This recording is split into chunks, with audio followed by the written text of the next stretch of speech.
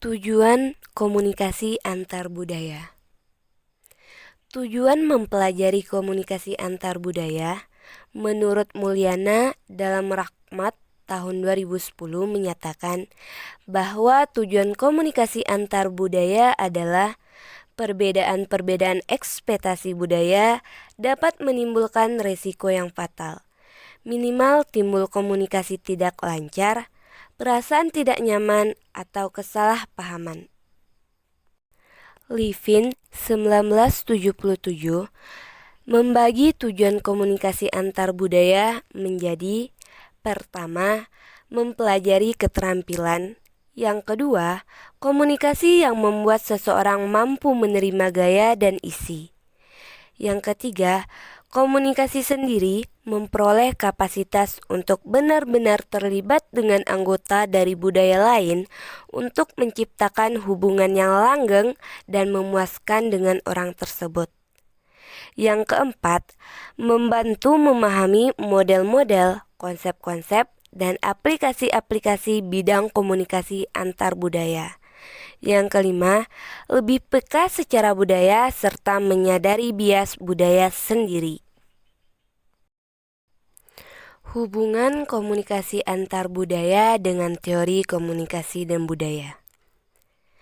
Adanya perkembangan budaya dan kehidupan manusia dengan hubungan kelompok manusia yang membawa budaya masing-masing menciptakan komunikasi antar budaya antar kelompok masyarakat tersebut.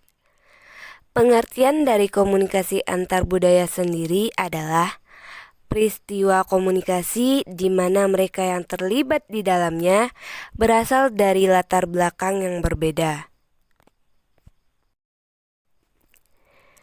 Teori komunikasi antar budaya meliputi: pertama, teori kecemasan dan ketakutan.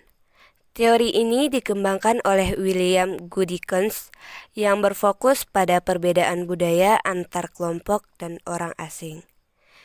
Ia menjelaskan bahwa teori ini dapat digunakan dalam segala situasi dan kondisi yang berkaitan dengan terdapatnya perbedaan di antara keraguan dan ketakutan.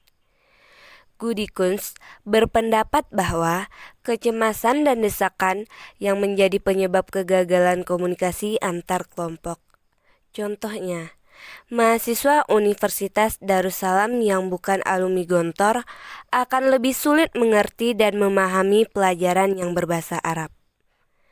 Dia harus belajar lebih untuk memahami bahasa Arab agar komunikasi antar mahasiswa NK atau non-KMI dan alumni KMI maupun dosen dapat berjalan dengan baik. Komunikasi antar budaya. Pertama, teori negosiasi.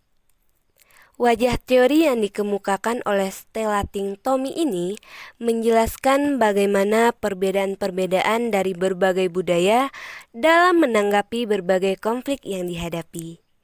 Ia berpendapat bahwa orang-orang dalam setiap budaya akan selalu mencitrakan dirinya di depan publik. Hal tersebut merupakan cara baginya agar orang lain melihat dan memperlakukannya lebih lanjut.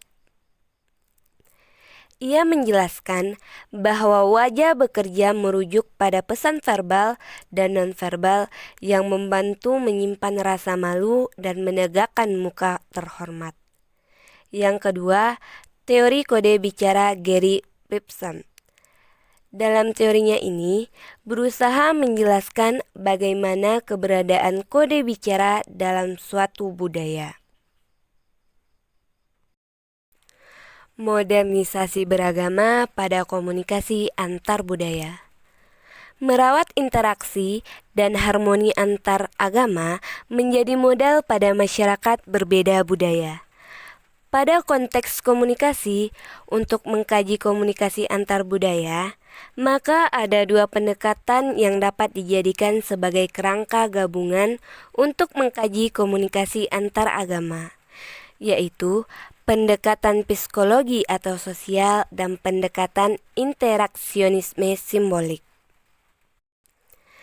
Ada 3 premis dalam interaksi, bahwasanya manusia bertindak berdasarkan makna-makna yang diberikan individu terhadap lingkungan sosialnya.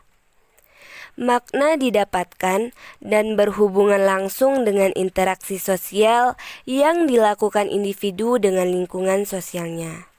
Dan makna diciptakan, dipertahankan, diubah, dan dikembangkan lewat proses penafsiran yang dilakukan individu dalam berhubungan dengan lingkungan sosialnya.